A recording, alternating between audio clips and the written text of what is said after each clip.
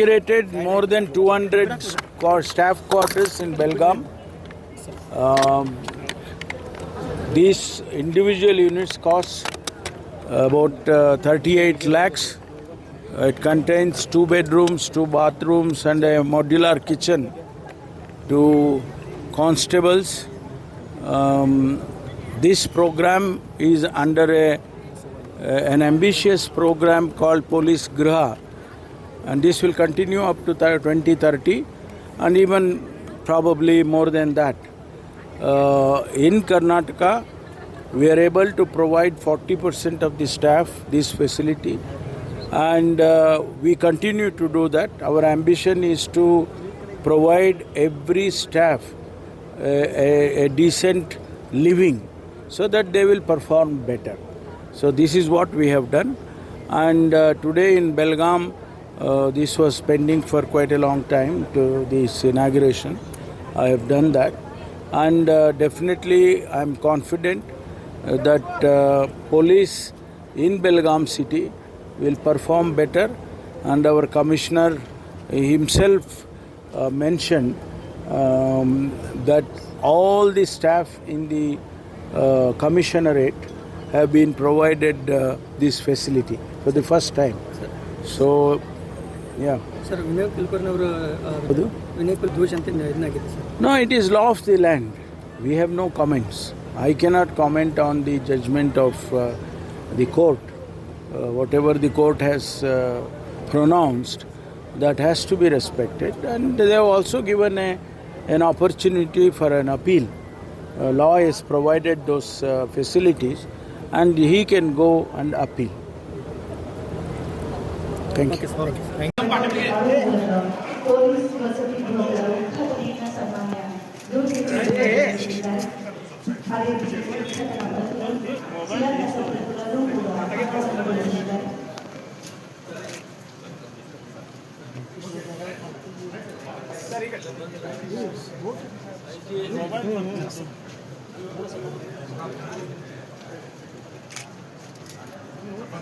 Okay, sir.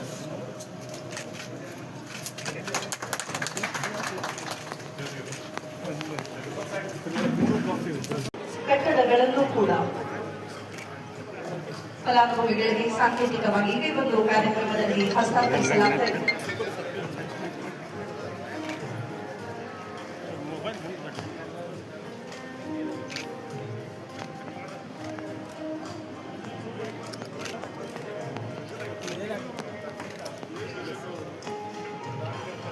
ನಿನ್ನಿಂದ cricket ಕಳಿಸಿಲ್ಲ ಉದ್ಘಾಟನಾ ಫಲಕಗಳು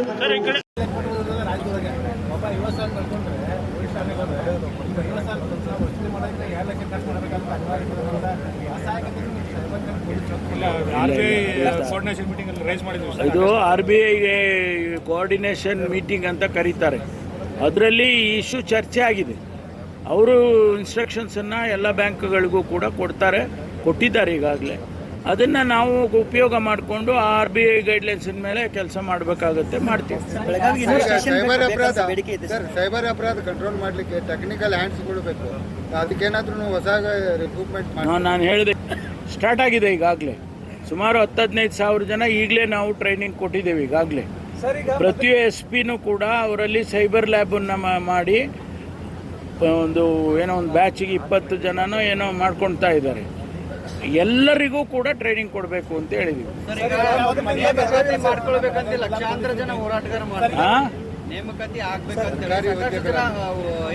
ಇರ್ತೀವಿ 56,000 ಜನ ಹುದ್ದೆಗಳನ್ನು ನಾವೇನೀಗ ಪ್ರಕಟಣೆ ಮಾಡಿದ್ದೇವೆ. ಬಜೆಟ್ನಲ್ಲಿ ಮುಖ್ಯಮಂತ್ರಿಗಳು ಹೇಳಿದ್ದಾರೆ, ಅದನ್ನು ಆದಷ್ಟು ಶೀಘ್ರವಾಗಿ ನಾವು ಆ ಒಂದು ನೋಟಿಫಿಕೇಶನ್ ಮಾಡಿ ಅವರಿಗೆ ರಿಕ್ರೂಟ್ಮೆಂಟನ್ನು ಮಾಡೇ ತೀರ್ತೀವಿ. ಅದು ಏನೋ ಸ್ವಲ್ಪ ತಡ ಆಗಿರ್ಬೋದು ಬಿಕಾಸ್ ಆಫ್ ಒಳ ಮೀಸಲಾತಿ. ಅದನ್ನು ಕೂಡ ಆದಷ್ಟು ಶೀಘ್ರವಾಗಿ ಇತ್ಯರ್ಥ ಮಾಡ್ತೀವಿ. ಆ್ಯಂಡ್ ಮಾಡಿದ ತಕ್ಷಣ ಈ ನೋಟಿಫಿಕೇಶನ್ ಮಾಡಿಬಿಡ್ತೀವಿ.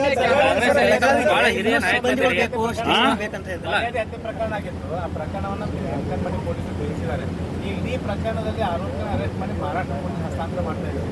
ಮಾಡಲಾಗಿದ್ದ ಘಟನೆ ನೀವು ಪತ್ತೆ ಮಾಡಿದ್ದೀರಾ? ಹಸ್ತಾಂತರ ಮಾಡಿದ್ರೆ ಆರೋಪಿ ಶಿಕ್ಷೆ ಆಗಿತ್ತು ಅಂತ ಏನಾದರೂ ಭರವಸೆ ಇದ್ದಿರುತ್ತೆ? ಇಲ್ಲ, ನಮಗೆ ನೋಡಿ ಆ ರಾಜ್ಯದಲ್ಲಿ ಘಟನೆ ಆದರೆ ನಮ್ಮವ್ರು ಹೋಗಿ ನಮ್ಮ ಕಡೆಯಿಂದ ಏನಾದರೂ ಅದು ಇನ್ವಾಲ್ವ್ಮೆಂಟ್ ಇದ್ದರೆ ಇಟ್ ಈಸ್ ಅಲ್ಲ, ಗೊತ್ತಾಯಿತು. ಅದನ್ನೇ ನಾನು ಹೇಳೋದು, ಎಕ್ಸ್ಚೇಂಜ್ ಆಫ್ ಏನೋ ಅಪರಾಧಿಗಳು ಅಥವಾ ಆ ಕಾನೂನು ಪ್ರಕಾರ ಅವರಾದರೂ ಕ್ರಮ ತಗೋಬೇಕು, ನಾವಾದ್ರೂ ತಗೋಬೇಕು. ಅದನ್ನು ಒಂದು ಅಂಡರ್ಸ್ಟ್ಯಾಂಡಿಂಗ್ ಮೇಲೆ ಮಾಡ್ತಾರೆ. ಸ್ವಾತಂತ್ರ್ಯ ಬಂದಾಗಿಂದ ಇಲ್ಲಿವರೆಗೂ ಸ್ವಾತಂತ್ರ್ಯ ಬಂದಾಗ ಇಲ್ಲಿವರೆಗೂ ದಲಿತ ಮುಖ್ಯಮಂತ್ರಿ ಆಗಲಿಲ್ಲ. ತಾವು ಅನೇಕ ಸಾರಿ ಹಿರಿಯ ನಾಯಕರಿದ್ದೀರಿ. ಈ ನಿಮ್ಮ ಪಕ್ಷದಲ್ಲಿ ಏನಾದರೂ ನಿಮಗೆ ಆ ಮುಖ್ಯಮಂತ್ರಿ ಸ್ಥಾನವನ್ನು ಕೊಡ್ತಾರ? ಅದೆಲ್ಲ ಹ್ಯಾಂಡ್ ಪೋಸ್ಟ್ ಎಲ್ಲ ಹೈಕಮಾಂಡ್ಗೆ ಹೈಕಮಾಂಡಿಗೆ ಬಿಟ್ಬಿಟ್ಟಿದ್ದೀವಿ. ಅದೆಲ್ಲ ಬೆಳಗಾವಿಗೆ 2 ಟ್ರಾಫಿಕ್ ಪೊಲೀಸ್ ಸ್ಟೇಷನ್ ಸರ್, ನೋಡಿದ್ರೆ ಬೆಳಗಾವಿ ನಗರ ಬೀಳ್ತಾ ಇದೆ. ಠಾಣೆ ಏನಾದರೂ ಹೆಚ್ಚಿಸ್ಬೇಕಂತ ಏನಾದ್ರು ಪ್ಲಾನ್ ಅಲ್ಲ, ನಮಗೆ ಇಲ್ಲಿ ಕಮಿಷನರೇಟಿಂದ ಪ್ರಸ್ತಾವನೆ ಬಂದರೆ ಹೆಚ್ಚಿಸ್ತೀವಿ. ಇಲ್ಲ, ಎರಡಿಲ್ಲ ಅಂದರೆ 3 ಬಂದರೂ 3 ಮಾಡ್ತೀವಿ. ಏನು ಅದಕ್ಕೇನು ತೊಂದರೆ ಇಲ್ಲ. 2014ರಲ್ಲಿ ಆಗಿತ್ತು ಸರ್. ಯಾಕೆ ಕಮಿಷನರೇಟ್ ಯಾರು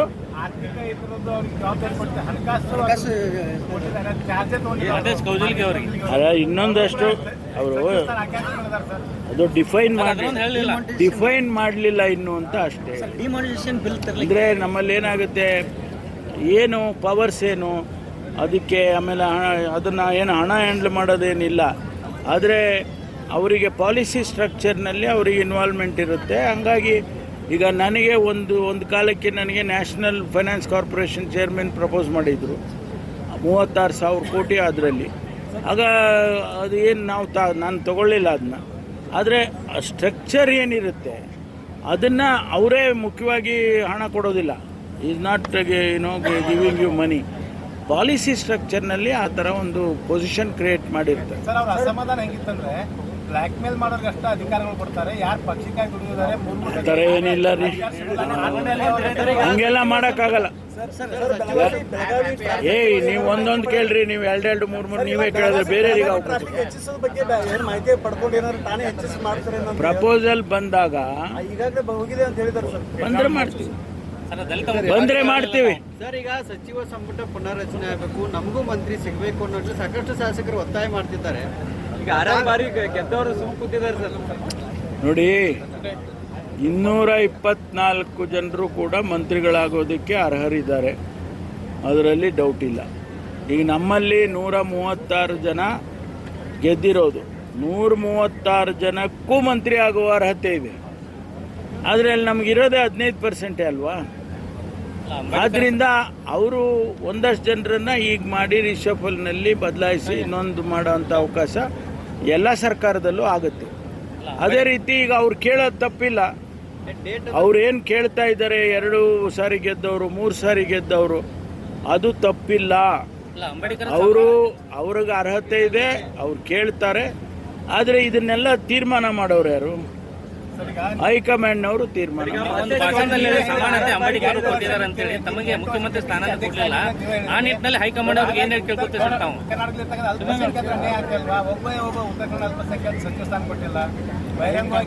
ಅದೆಲ್ಲ ಹೈಕಮಾಂಡ್ನವರು ಯೋಚನೆ ಮಾಡೇ ಮಾಡ್ತಾರೆ, ನಾವು ಮಾಡಲ್ಲ. ಸರ್, ಈಗ ವಿನಯ್ ಕುಲಕರ್ಣಿ ಅವರಿಗೆ ಆರೋಪ ಸಾಬೀತಾಗಿ ಸರ್, ಪಕ್ಷದ ಸ್ಟ್ಯಾಂಡ್ ಏನು ಸರ್ ನಿಮ್ಮದು? ಯಾವ ಅಲ್ಲ, ಪಕ್ಷದ್ದೇನು ಸ್ಟ್ಯಾಂಡ್ ಬರೋ ಪ್ರಶ್ನೆನೇ ಇಲ್ಲ. ಕಾನೂನು ಈ ದೇಶದಲ್ಲಿ ಎಲ್ಲರಿಗೂ ಒಂದೇ, ಅವ್ರು ಯಾರೇ ಆಗಿರಲಿ. ಕಾನೂನಿನ ಪ್ರಕಾರ ಏನಾಗಿದೆ ಅದು ಆಗಿದೆ. ಅದ್ರ ಬಗ್ಗೆ ನಾನು ಡಿಬೇಟ್ ಮಾಡೋಕ್ಕಾಗಲ್ಲ. ಸರಿ ತಪ್ಪು ಅಂತ ಹೇಳಕ್ಕೆ ನನಗೆ ಅರ್ಹತೆ ಇಲ್ಲ. ಕಾನೂನು ಮತ್ತು ನ್ಯಾಯಾಲಯ ಏನು ತೀರ್ಪು ಕೊಟ್ಟಿದೆ ಅದನ್ನು ನಾವೆಲ್ಲ ಒಪ್ಕೋಬೇಕಾಗುತ್ತೆ. ಅದನ್ನು ಒಪ್ಕೊಂಡಿದ್ದಾರೆ. ದಾವಣಗೆರೆ ಉಪಚುನಾವಣೆ ಮುಂದಿಟ್ಕೊಂಡು ಸರ್, ಅಲ್ಪಸಂಖ್ಯಾತ ನಾಯಕರನ್ನ ಟಾರ್ಗೆಟ್ ಮಾಡಲಾಗ್ತಿದೆ ಅನ್ನುವಂಥದ್ದು ಕೂಡ ಶಿಕ್ಷೆ ಆಗಿರ್ತಕ್ಕಂಥದ್ದು. ನಿಮ್ಮದೇ ಇಲಾಖೆ ಅಧಿಕಾರಿಗಳು ಸೂಚನೆ ಕೊಡ್ತೀರಾ ಅಂತ ಯಾವುದೇ ಕ್ರಿಮಿನಲ್ ಪ್ರಕರಣ ಇದ್ದಾಗ ಪೊಲೀಸ್ ಮೇಲೆ ಒತ್ತಡ ಬಂದರೆ ಅದನ್ನು ಒತ್ತಡ ಮೀರಿ ಕೆಲಸ ಮಾಡೋಕ್ಕೆ ಆ ರೀತಿ ಹೇಳ್ತೀರಾ ಅಂತ? ನೀವು ಹೇಳಿದ್ದು ಅರ್ಥ ಆಗಲಿಲ್ಲ. ಈ ಪ್ರಕರಣದಲ್ಲಿ ಪೊಲೀಸ್ ಅಧಿಕಾರಿಗಳು ಕೂಡ ಶಿಕ್ಷೆ ಆಗಿದೆ. ಅಂತ ಪ್ರಕರಣಗಳು ಆಯಾ ವಿಧಾನಸಭಾ ಕ್ಷೇತ್ರ ಕೂಡ ರಾಜಕೀಯ ಒತ್ತಡಗಳು ಬಂದಿರ್ತವೆ. ಅಂತ ಸಮಯದಲ್ಲಿ ಅಧಿಕಾರಿಗಳ ಬೆಳಗ್ಗೆ ನಿಲ್ಲುವಂಥ ಕೆಲಸ ಆಗತ್ತಾ ಅಂತ ನಿಮಗೆ? ನೋಡಿ, ಪೊಲೀಸಿಗೆ ಒಂದು ಅವರಿಗೆ ಆದಂಥ ಟ್ರೈನಿಂಗ್ ಕೊಟ್ಟರು. ಪರಮೇಶ್ವರ್ ಅವರಿಗೆ ಮುಖ್ಯಮಂತ್ರಿ ಆಗುವ ಆಸೆ ಅಲ್ವಾ? ನಿಮಗೆ ಯಾರು ಹೇಳಿರಂಗ? ಡಿನೈ ಮಾಡ್ತಾ ಇದ್ರೆ ಅವಾಗಿಂದ ನಾವು ಅದೇ ಕೇಳ್ತಾ ಇರೋದು.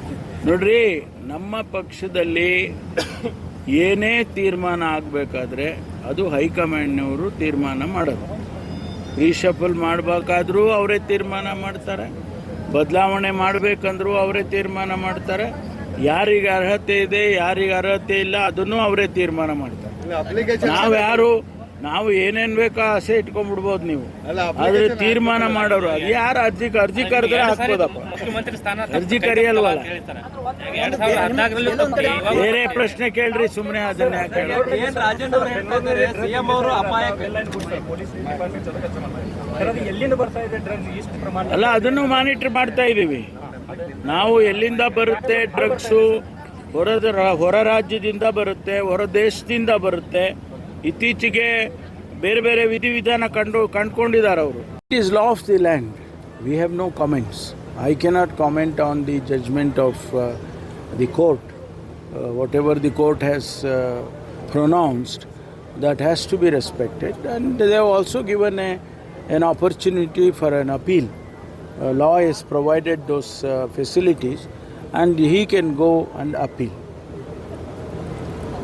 Thank you.